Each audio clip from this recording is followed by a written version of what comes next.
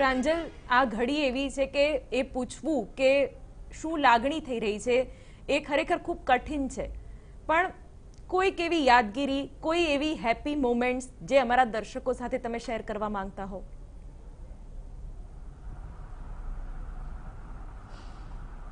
Happy moment તો બસ એક જ છે કે જ્યારે મારી પ્રથમ ફિલ્મ હતી અને કોઈ ઘણા લોકો એવું કહેતા હતા કે નરેશભાઈ તો ના આવી શકે, આટલા મોટા વ્યક્તિત્વ છે, સુપરસ્ટાર છે, અને મારું પ્રથમ ફિલ્મ રિલીઝ થવાનું હતું અને મને છેક સુધી વિશ્વાસ હતો કે નરેશ બાપા જરૂરથી આવશે.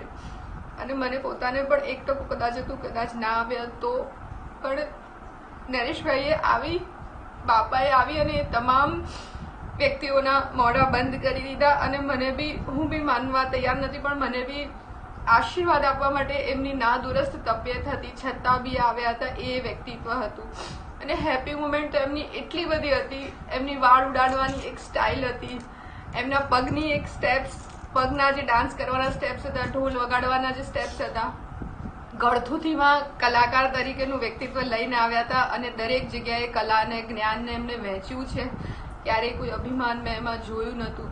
અને એમની જગ્યા તો હું શું કહું એના માટે, તો પણ એમની જગ્યા તો ક્યારેય આ ખોટ ઇન્ડસ્ટ્રીને પુરાવાની નથી. મહેશ બાપા અને નરેશ બાપા એક શ્વાસ અને બે જિસ્મ એવું કહીએ તો ચાલે. કે કુદરતનું પણ કેવું એક કારમી અને ચીરમી વસમી વિદાય આજે આપણે લોકો બધા આ જોઈ રહ્યા છે ને સાંભળી રહ્યા છે. ભાઈઓનો પ્રેમ કેવો હોય એ મિસાલ એ પરિવાર ઉપરથી જોવા મળતી હતી કે બે ભાઈ વચ્ચે બે જિસ્મ એક શ્વાસ. મહેશ બાપા ગયા, ટૂંક સમયમાં નરેશ બાપા પણ જતા રહ્યા. ઈશ્વરને પણ કદાચ ઉપર મહેશ બાપાને એકલા રાખવા નહીં ગમ્યું હોય, અને એટલે નરેશ બાપાને બી બોલાવી લીધો. આખી ધરતીમાં જ્યારે શ્વાસ બંને સાથે લેતા હતા, ઉપર બી બંને ભાઈઓ સાથે ગયા. ઇન્ડસ્ટ્રીને તો ખૂબ મોટી ખોટ પડી, એમના પરિવારને બી ખૂબ મોટી ખોટ પડી. પણ હેપી મોમેન્ટ કહીએ તો શું કહેવું, કઈ શબ્દ નથી મળતા, કેમ કે અત્યારે મારી પાસે શબ્દ નથી. બિલકુલ. અને મહેશ નરેશની જે બેલડી છે એ અનંત સફરે હવે નીકળી ચૂકી છે.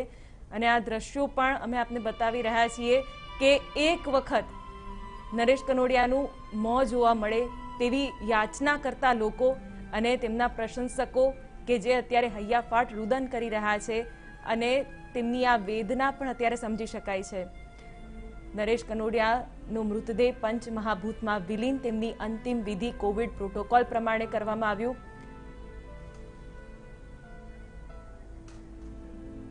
તો નરેશ કનોડિયાના દુઃખદ અવસાન પર ડિરેક્ટર મેહુલ કુમારનું શું કહેવું છે એ પણ આપને સંભળાવીએ.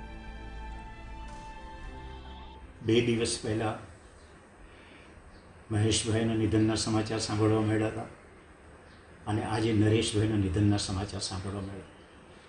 બંને સુપરહિટ જોડી, બંને ભાઈઓ. એવું લાગે જ નહીં કે ભાઈઓ હશે અને કંઈ પણ ડિફરન્સ હશે થોટ્સમાં, કંઈ નહીં. બંનેના થોટ્સ સરખા, બંનેની દોસ્તી સરખી, હસી મજાક, કામ, બધું બંને જણાએ મળીને કરેલું. કોઈ દિવસ એ બંનેની વચ્ચે કોઈ ડિફરન્સ ઓફ ઓપિનિયન પણ મેં નથી જોયા. મેં એમની સાથે 7 પિક્ચરો કરી, મારી સાથે એઝ એ મ્યુઝિક ડાયરેક્ટર અને નરેશભાઈ એઝ એ એક્ટર.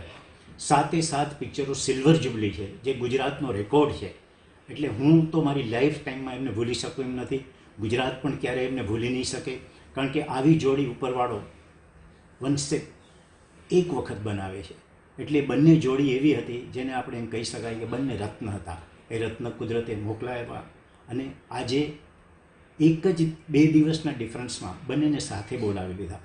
એટલે એમ જોવા જઈએ તો એ નસીબદાર છે બંને ભાઈઓ કે સાથે જીવા અને સફર કરી તો બંને સાથે કરી. મારી અંતરપૂર્વકની લાગણી છે એમના માટે, એમના ફેમિલી માટે, અને ભગવાન એ બંનેના આત્માને શાંતિ આપે. જેવા નીટ એન્ડ ક્લીન એવો લોકો અહીંયા રહ્યા હતા, મને 100% ભરોસો છે કે ઉપરવાળો એમને સ્વર્ગમાં પણ એવું જ સ્થાન આપશે.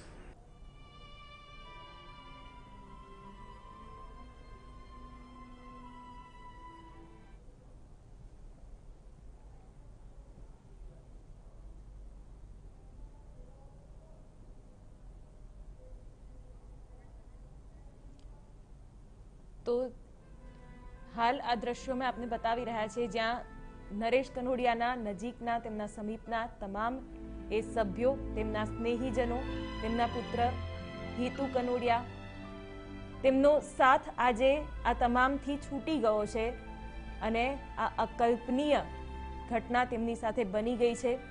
નરેશ કનોડિયા કે જે સ્વસ્થ હતા પરંતુ કોરોના સંક્રમિત હતા, ત્યારબાદ જે જટિલ પરિસ્થિતિ તેમની સાથે બની સારવાર દરમિયાન અને તેના કારણે જ તેમનું અવસાન થયું છે.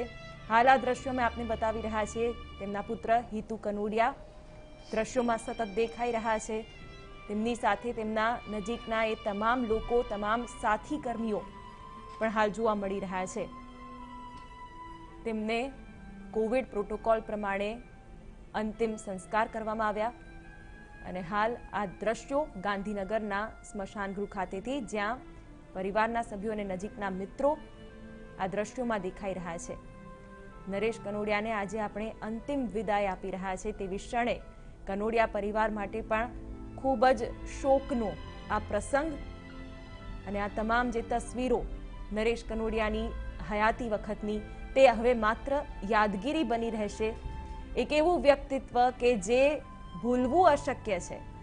એ પછી તેમની અભિનય ક્ષમતા હોય કે તેમની અલગ જ પ્રકારની શૈલી, દરેક લોકોને હળતા મળતા અને ઉત્સાહ વધારતા આ અભિનેતાને આજે આપણે વિદાય આપી છે. એમાં પણ તેમના મોટા ભાઈ મહેશ કનોડિયાનું નિધન અને ત્યારબાદ નરેશ કનોડિયાનું નિધન એ ગુજરાતી ફિલ્મ ઇન્ડસ્ટ્રી માટે પણ મોટા આંચકા સમાન.